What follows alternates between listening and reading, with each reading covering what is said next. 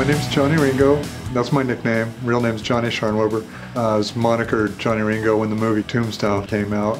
Been a financial wealth coach for about 20 years, as well as a off-road motorcycle coach. Kind of a way of life, coaching and helping others is what my life's been about.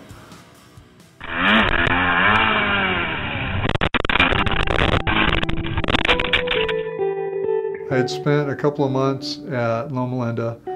Basically, the first 2 months I just laid in bed and atrophied.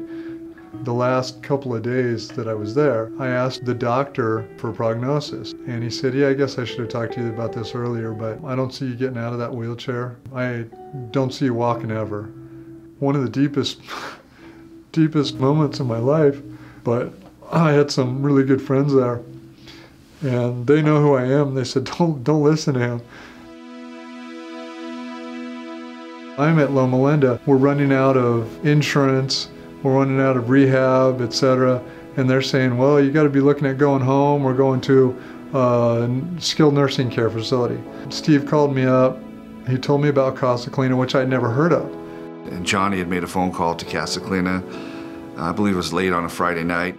So we got on the phone with our director of admissions, Jennifer Podeska, myself, and Dr. Laverso, and sort of went through what was happening, what was going on. I told everybody on the phone call what the doctor at Loma Linda had told me. Dr. Laverso, he said, this conversation's over. You're coming here. Shortly thereafter, we admitted him to Casa Colina's acute rehabilitation unit. Almost immediately, I could see that there would be a good outcome based on my initial clinical examination, that, this is somebody who has a lot of hope for returning to function. I came here on a Friday, and 1 week later, and my therapist comes in and said, we're going to walk today. I remember the first time we stood up together. He's about 3 times my size, so I had to stand on a big mat behind him to help support him to get his shoulders back, to get him up tall. They had me up in the RGO machine, straps around my legs, to help and support my shoulders. But it took my first steps. I think that's what's so great about working with Johnny, that he's very motivated, so as a therapist, it kind of just pushes me to kind of match him. You just got a sense that just failure was not an option for him. So seeing that he could do more than he thought he could do was really important. I really saw that and thought that right away that he'd benefit from what the continuum of care Casa Colina has to offer. And when patients come to me, they're pretty much medically stable. In the inpatient setting, they have 3 hours of therapy, and it's pretty structured in the hospital setting. I think the fact that we do have a full continuum of care here at Casa Colina is really critical. I know I've been able to see patients all the way from our med-surg service onto rehab to TLC to outpatient, and having some knowledge of what has transpired from those early days onto outpatient is really important for us to see as clinicians, to understand, what has this person's rate of recovery been, right? How fast are they getting better? That's important to the overall plan so that we know how to move forward. With Johnny, he was pretty far away from being able to do a lot of the functional tasks, feeding, dressing, grooming, bathing. A lot of it was finding what equipments he needed, but on top of that, we were doing more preparatory work to get him to be strong enough to do all those activities. I was so elated with the amount of therapy I was doing, 3 hours a day now, and in the gym, and all kinds of stuff. When they're ready, they move on to TLC, and TLC is definitely more vigorous with more therapy time, about 5 to 6 hours. It's a program that transitions you from sitting one-on-one with a therapist and doing your goals to real practical rehabilitation. I think the Transitional Living Center is unique to Casa Colina. The activities that we do in therapy, we incorporate that into the community. So things like going out on community outings, like a scavenger hunt at Target.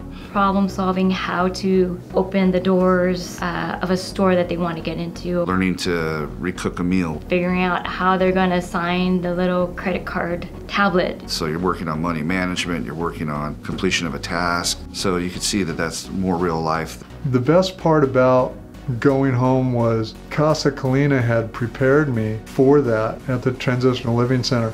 At this point, Johnny's self-sustaining. He's intermittently getting therapy, but mostly doing it on his own. Johnny, he's always looking at the step ahead. It's like, hey, how do I get there?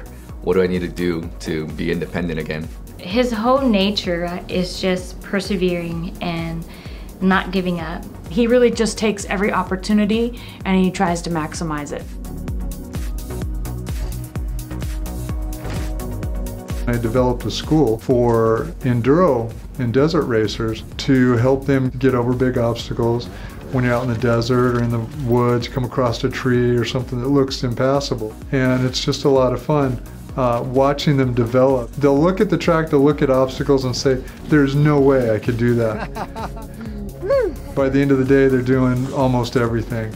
So it's just a great feeling to see the success and the accomplishments that they're doing. I've actually made it a mission in the riding community that every time a rider goes down, I reach out to them or I reach out to someone who knows them and introduce them to Casa Colina. Having Steve Graver pull us over and get us into Casa Colina just accelerated his progress beyond anything we could have imagined. We're going to be telling the world about this place. Anyone we can see who might need recovery, this is where they're going.